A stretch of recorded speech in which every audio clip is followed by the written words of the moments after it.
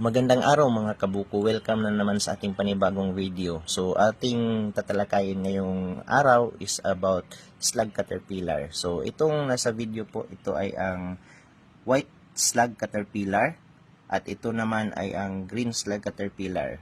At may iba pang klase ng slug caterpillar, merong gelatin slug caterpillar, brown slug caterpillar, yellow slug caterpillar, orange slug caterpillar.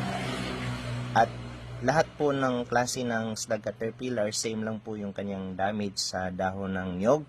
So bali, ang magiging resulta po is natitira na lang niya is yung midrib.